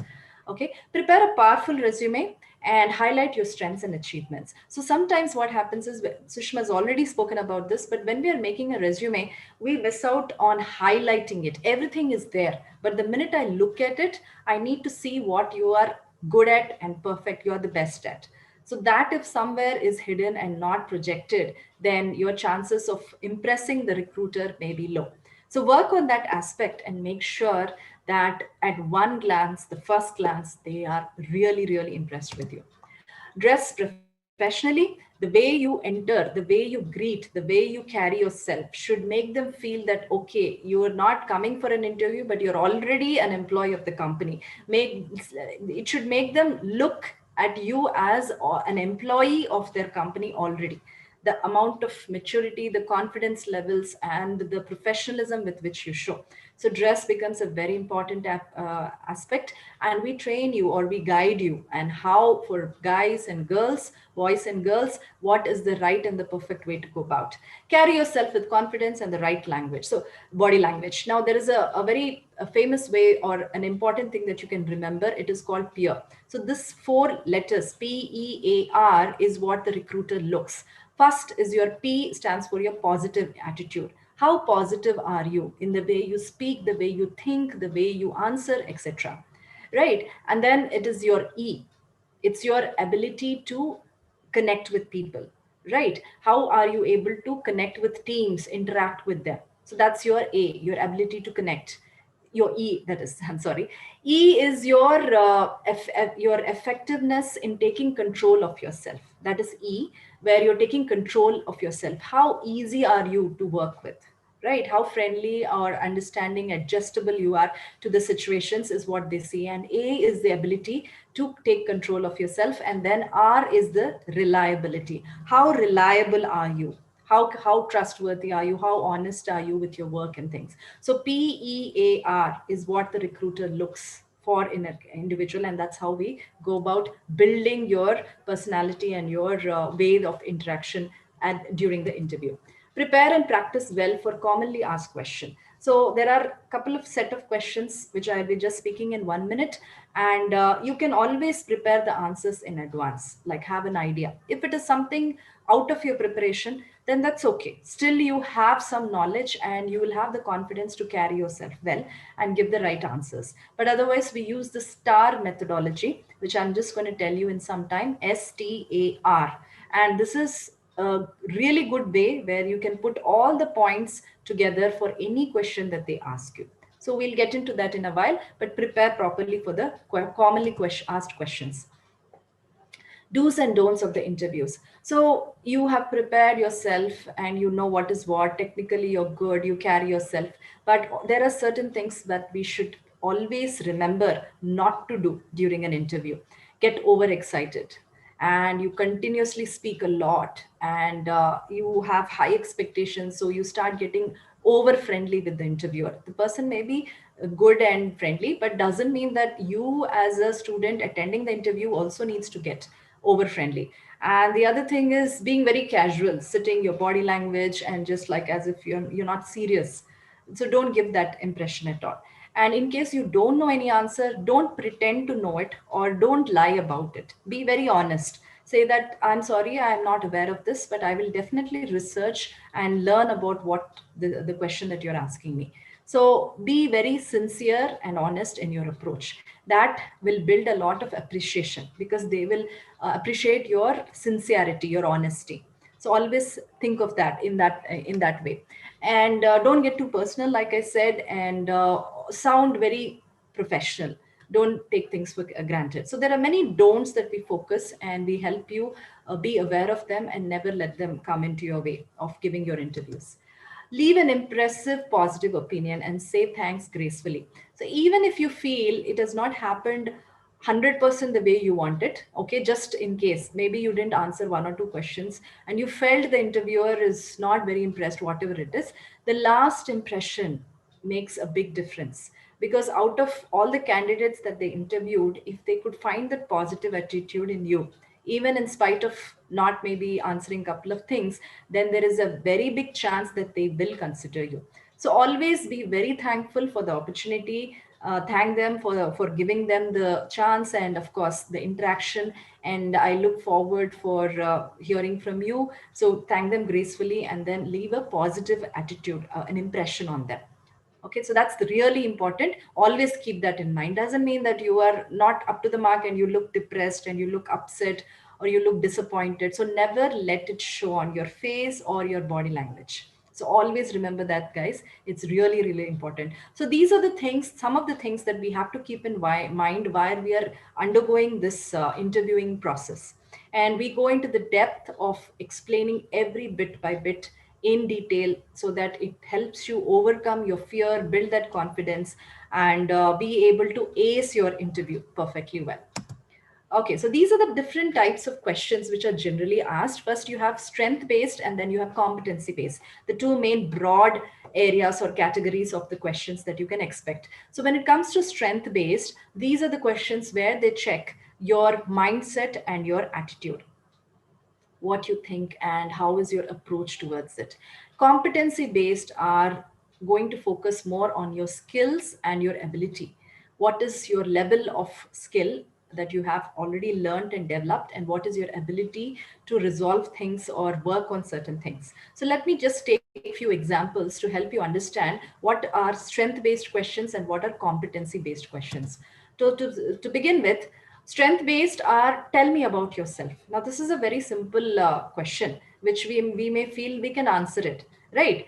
But when it comes to actually answering the question, the interviewer doesn't expect you to read through your resume again and tell him everything that's already mentioned there, because already he knows and he's gone through your resume. So now it is something in addition to that. What are you as a person? What are your aspirations? How do you feel and think about things? How do you approach situations? How, what you have achieved, any kind of an extra certification achievements, whatever that you want to tell, which will highlight your hobbies, your interest, etc., is what you can speak about in this question. And what are your strengths and weaknesses? So people tremble at this. They don't know. When it comes to weakness, they just don't want to say. But maybe your ability to never give up is a weakness and also your strength. It could be that way, right? So you don't, till you get the solution or complete your work, you are not going to give up. You're going to work on it continuously till you are done and successful. So that could be a strength because you're very persistent and you love to do it, right?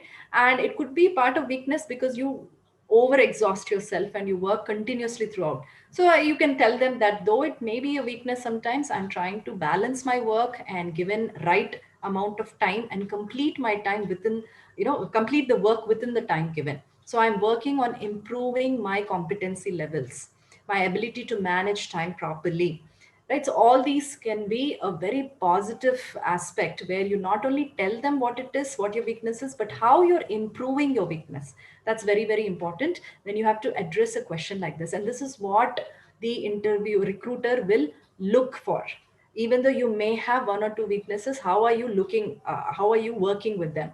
So maybe I have public speaking fear. I cannot speak in front of 5 6 people, but I am practicing slowly where I take up topics talking before my friends or in some group gatherings, or in my college I get into group discussions. I just volunteer to take up such kind of discussions, etc. So this is where you can say this is how I'm working on it, and I'm better, and I will definitely get to better and better.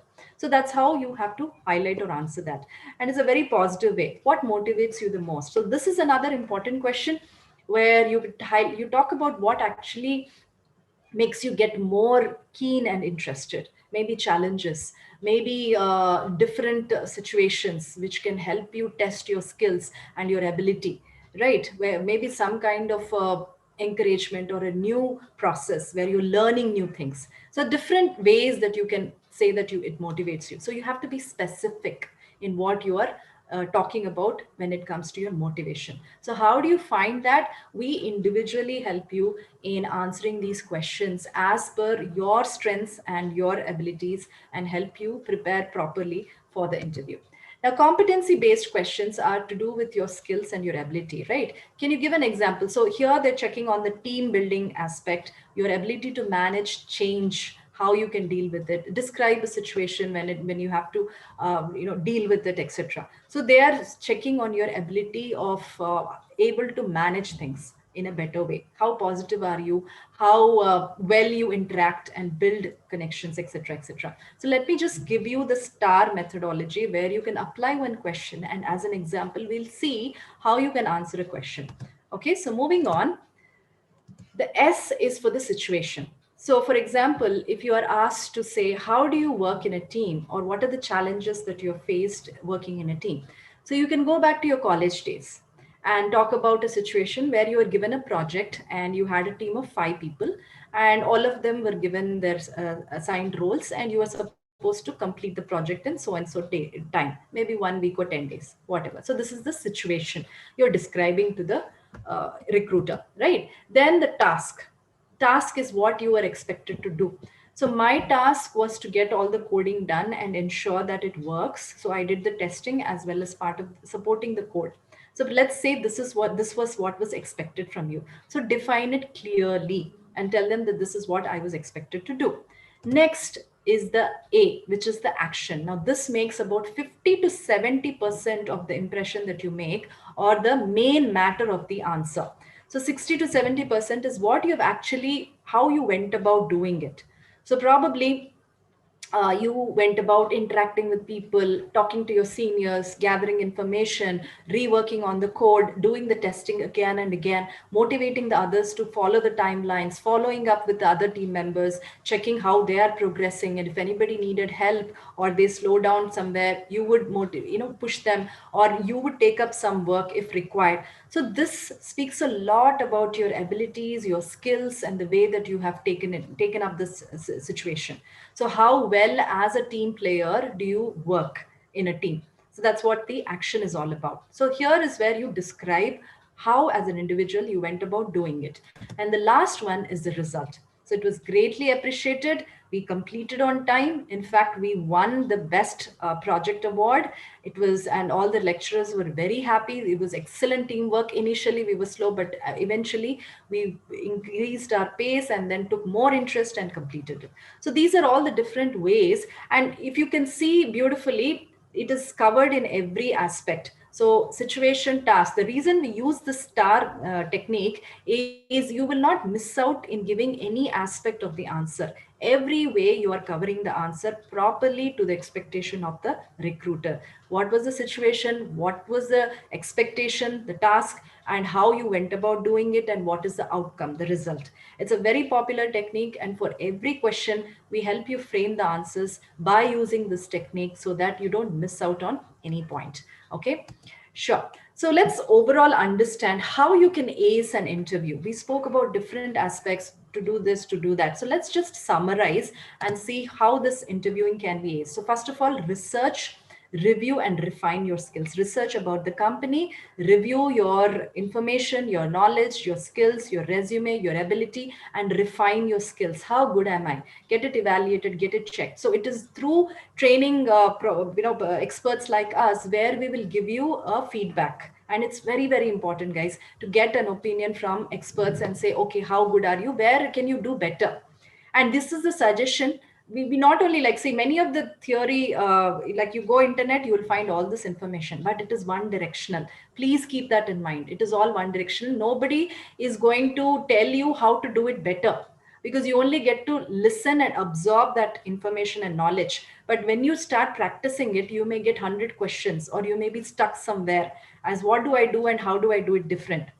That is where you need a mentor, that is where you need a coach and somebody to guide you with all the experience to help you develop and get better with it. So that's what refining of your skills is all about. So if you are unable to answer a question, or your resume didn't come the way that you want it, or it doesn't fit into the ATS process, then we review it and we tell you, make this change. It'll be better if you do it this way. I like the way that you're dressing or speaking, but maybe hold your head high, look into the person and then speak. Your hand gestures, everything matter. The voice, the tone, the ability to listen and concentrate on what the recruiter is asking is very important. So all these are guidelines which are priceless, and we guide you and help you with all those areas. And of course, repeated practice always helps. Practice is what makes you perfect. So prepare and practice, practice. Make that a routine cycle till you know that's it. I'm going to get it. I'm going to ace the interview. Be honest, interested, confident, and have the right body language. We already discussed about peer. So be very honest and show that enthusiasm, that excitement, the keenness with which you want to answer the questions and attend the interview and would love to get into that company. So that should reflect not only in your answers, your voice, your body, your gestures, every aspect of it. So help you practice that really well. Prepare powerful resume. We've already discussed this. Make your resume as a entry ticket, or it should be the most, it is the golden ticket for you to get into the job. So professional, so well made. So make sure that that happens. Okay, and then listen keenly, answer smartly, and of course have the star technique where you're not missing out on addressing anything. Every aspect of the question answer is covered, and you have to have that confidence while you're speaking. This is very, very important, guys, because speaking without confidence is not going to be effective at all. But speaking with confidence is going to make a huge difference in the way that you present and project yourself.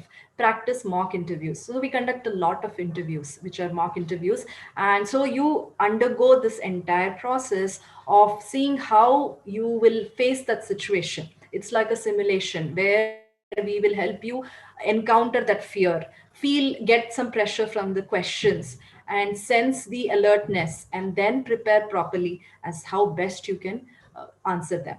Okay, so those mock interviews are nothing but practice interviews where repeatedly you get opportunity to work and rework on yourself and give your best at these interviews.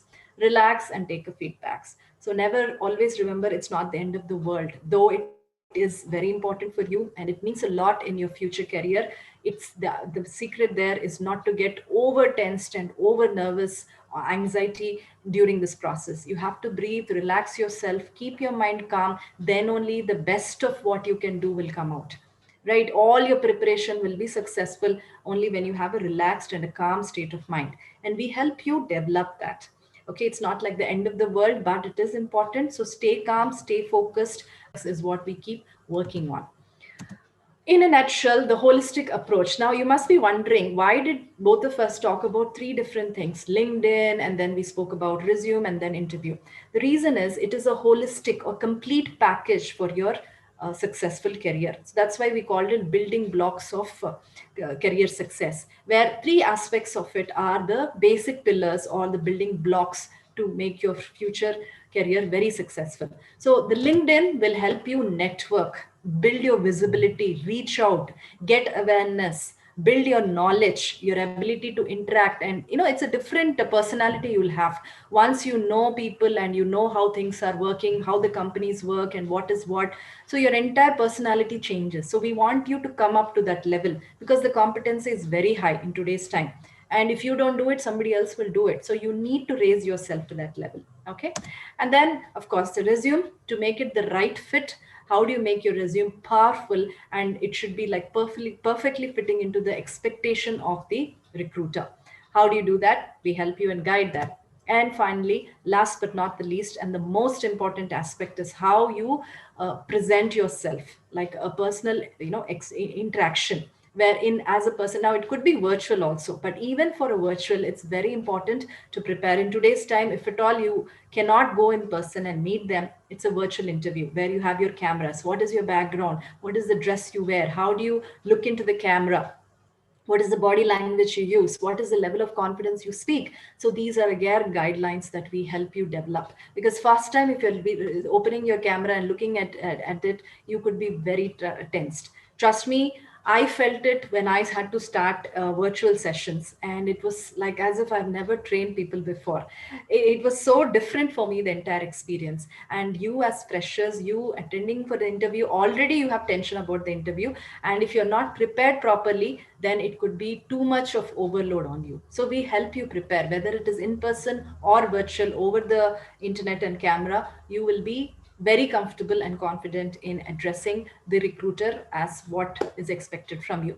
So have the right zeal, prepare and practice properly. So these three aspects are a package. If you do it together, your level of confidence and your proficiency becomes really high. You may choose one or two which you feel is important, but if it is everything together, then there is no way that you can miss out on any aspect when it comes to facing and getting your dream job. Okay, guys. So in addition to just what we're talking, I'm going to give you some very good news of what additional support that we give. So like we've already discussed, you will have three aspects of the main building blocks: LinkedIn, your resume building, and your interviewing skills. Three aspects. And then the entire duration of the training will be 8 hours, where we will have 4 hours of live interaction, where myself and Sushma will have these Zoom sessions and you get to talk. We'll give you assignments, activities, engage you, talk to you, hear, listen to you, interact with you, and help you in every way possible. So 4 hours of each module, that is 4 hours of LinkedIn, 4 hours of resume, 4 hours of interview. And in addition to that, some homework will be given where you get assignments and activities and you get to practice it. And these are really very, very helpful tools, and give you techniques and tools and templates where you can practice it for 4 hours. So totally per session or per topic, you get to spend 8 hours. That's not all. If you're taking all of them, 24 hours of valuable learning is what you're going to get. And that's the best you can do to yourself during this pandemic, because you have so much time in hand, and just by sitting in the comfort of your home, wherever you are safely, you can learn these things and build that skills during this time, right? And going back, just this is not all. We also give you a career kit, okay? And this comes with reading material. So even if you miss out on anything, you can download a lot of reading material, have those handouts handy, and you can refer them whenever that you want to. Resourceful tools, a lot of templates, sample templates, how to create your resume, how do you fit in your information, get them reviewed, etc., etc. Practice exercises and activities. So all this comes under your career kit, which will be given to you as part of the program. And continued support. So once in a month, after a month that we have done this interaction, we don't leave you after the training is over. Like many training programs, they're done right as soon as the training or interaction is over. After a month, we come back and we have live interaction where it is open to queries. So if you have any doubts, if you're stuck somewhere, we will give an opportunity to listen to all of them and give you the right answers, the solutions.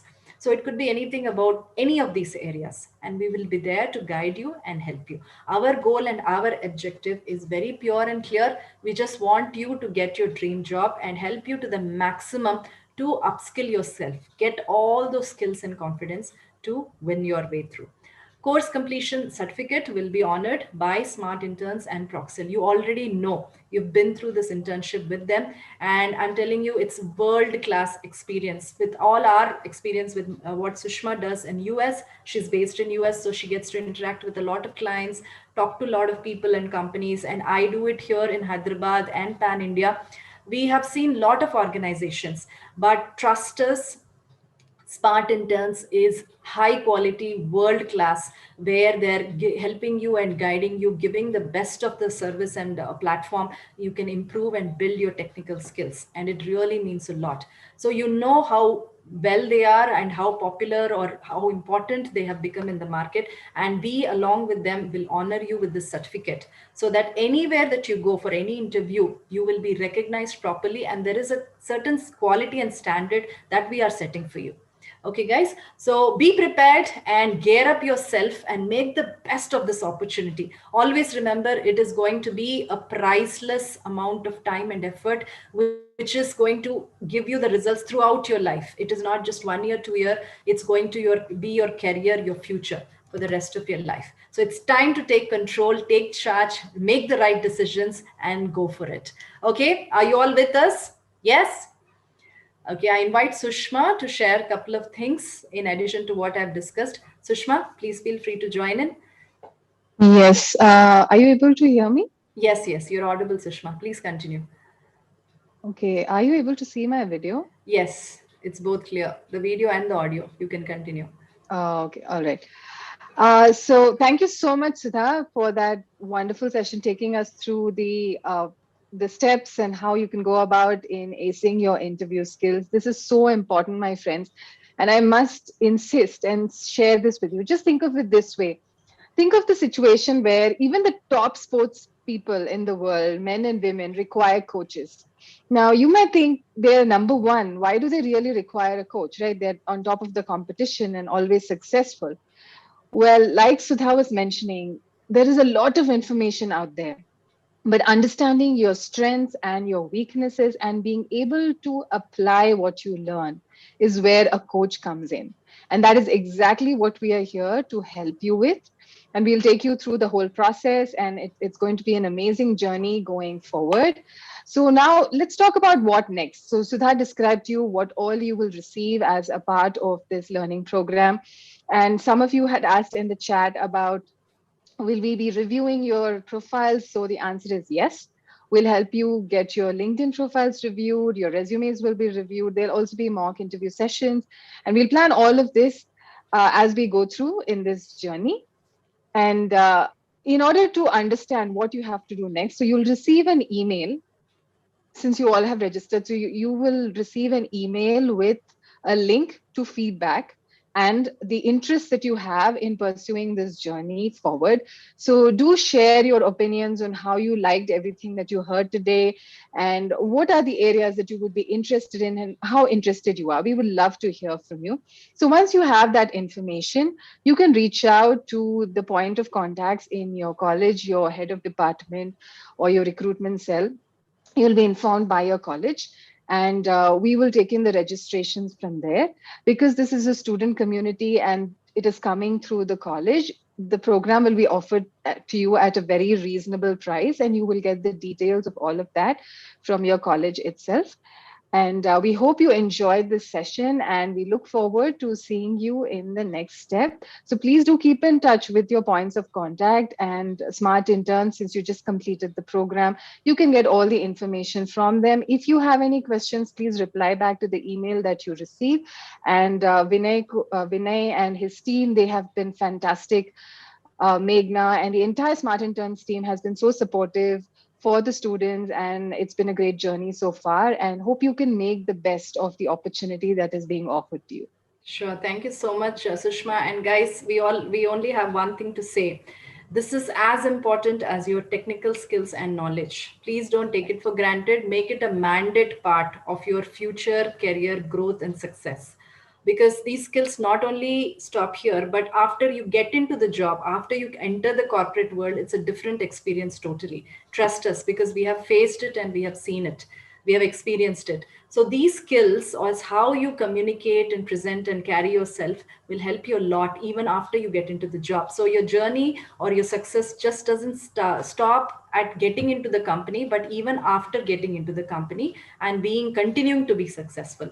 So take it seriously, make it a mandate thing, put in all the effort and time, and you will be blessed for the rest of your career. Okay, sure. So on that note, I guess we will open up for questions. If you have any questions, we are very happy to answer you. Please feel free to share any questions in the chat box, please. Right. And the feedback link also has been shared by Vinay from Smart Interns. It's in the chat box. If you'd like to click on that and go ahead and fill in your feedback. Yes. So you can, yeah, you don't want to lose the link. You'll also receive it on the email, but yeah, please feel free to ask any questions that you have in the chat box, please. Yes, we'll just take 5 to 10 minutes. It's not too late, but yeah, please feel free to ask questions. Any question is welcome.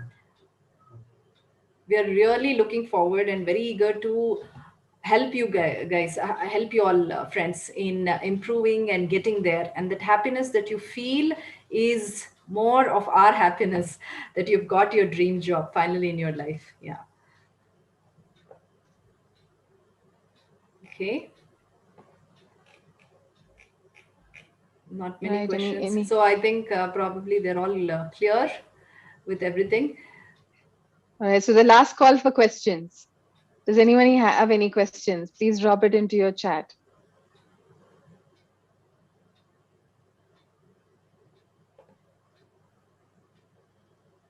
All right. Okay, sure. Looks like there are no questions, which is good.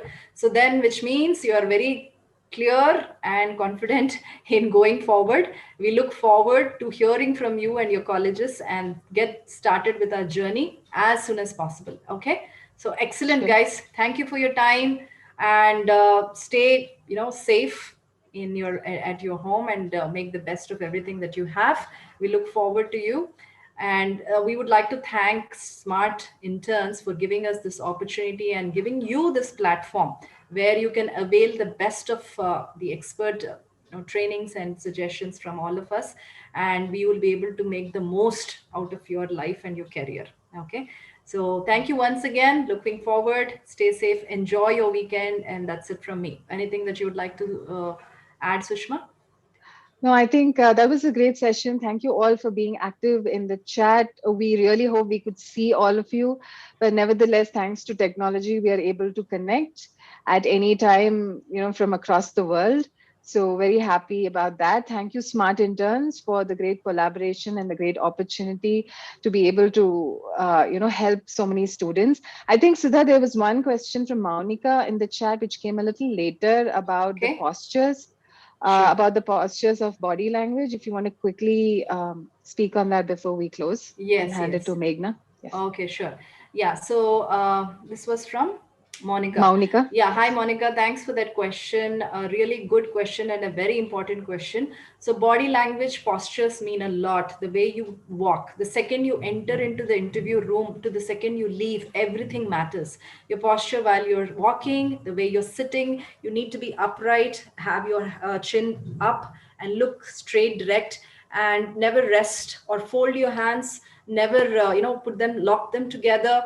Just be relaxed and rest them, and never show nervousness as meddling with your fingers or hair or chunni or whatever it may be. Okay. And you need to look, that facial expression also matters a lot. The way you give your handshake also matters. It should be strong and firm, but not too strong to squeeze the other person's hand, right? And a friendly expression on your face where you're looking excited, you're looking happy, and very keen to listen and understand what they're saying and answer them. So all these aspects are really important. Never lean back, never cross your legs. There are different things, Meghna, Monica, that we will be focusing, and we demonstrate it to you. And one more thing, friends, I would like to tell is, don't ever think this is less of any a face-to-face interaction of a training, because even though it's virtual, we will build that impact that you will be able to learn maximum out of it. And we are doing now everything is virtual. So right from students to corporates to women to every part of the industry, different industries, we are doing successful sessions online. So that is virtual webinars and different training sessions, and people have given excellent feedback, and they're very satisfied, they're able to see the results. So it is our responsibility to make it very engaging and interesting for all of you and help you get the maximum out of it. So you can always trust us on that. Don't think that it is virtual, so we won't get that one-to-one actual feel. We'll make it very close to reality, and you will be getting the results out of it, learning the maximum. Okay. Right. Yes. Right. And just to add to that, friends, please understand the reason these are very important is because the recruiters have seen hundreds and hundreds and hundreds of candidates. And after placing them, they have also seen the performance. So, very easily, they can understand the pattern based on how you're behaving. So, every gesture, they have seen so many people. So, they know if you present yourself in a certain way, if you, like Sudha was saying, if you slouch or you tie your hands together, so many different things. And in the interest of time, you cannot really explain everything right now, and I think Sudha is struggling with that too, as much as she would like to explain more. But this is important because the recruiters observe patterns, so you do not want to be among uh, those people who are stereotyped and categorized as somebody who is very timid, or somebody who's not very forthcoming, or has a communication problem. So all these sessions are just for you to be able to break those barriers and be ready to take those next steps. Yes, and All just right. to add to what Sushma said, we will also help you understand the parameters on which you will be scored, you will be rated during an interview. Because being recruiters ourselves, where we have taken up a lot of interviews, there are certain aspects we look in the candidate, right? So what is the body language, the level of confidence, the ability to answer, the ability to think, and encounter a problem, a situation based, etc., etc. So these are different parameters that they mark you on. So as the internal information of what you will be scored on, we will share those also, so that you know how to prepare and what to look forward to. And once you know that, then it'll be easy. Like it's like going to an exam, and you, if in a particular subject or chapter, if you know the type of questions that can come, then you are more confident and you prepare properly, right? So here you will know the type of areas that they will score you, they will grade you. So based on that, you can prepare yourself how to project and be 100% your best. So that's another add-on to our coaching and our mentoring, where you will feel even more confident and get the best out of it. Okay, so I guess we are up for the time.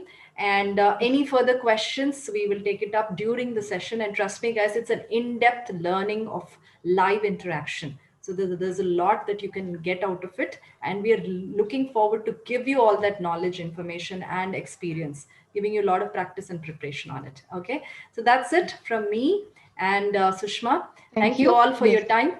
Yes. Yeah, Thank you. over to you, Meghna. Thank you very much. Thanks, everyone. Thank Thank you. you. Thank you so much, Sudha and Sushma. That was a wonderful session. And Thank you, I Meghna. really appreciate the time and efforts that everyone has put into to attend this webinar, despite of all the odds that we are having in today's world. Right. And Sudha and Sushma, like frankly speaking, I'm a bit envious of all the participants on this session, Yeah. because back then when I was pursuing my bachelor's, I really didn't had much resources available, and no one even told us how to enhance the resume and what are the uses of LinkedIn. But today, the students have wonderful platforms like Proxil and Smart Interns to upskill their streak. It's Thank you. really incredible, and thank you so much for coming up with such a great initiative. Thank you so much. Thank you so much. Pleasure is all ours, Meghna. We're looking forward to this. Okay. Yeah, Thank you. thank you, Meghna. Thank Thank you, you, Meghna. friends. Thanks, everyone. Thank Stay you. home, stay safe, and take care. We'll see you in the sessions. Good night. Bye-bye. Good night. Bye bye. Bye. Have a great day, Sushma. Yeah, thank you, Meghna. Good night to you. Good Bye bye. night. Thank you.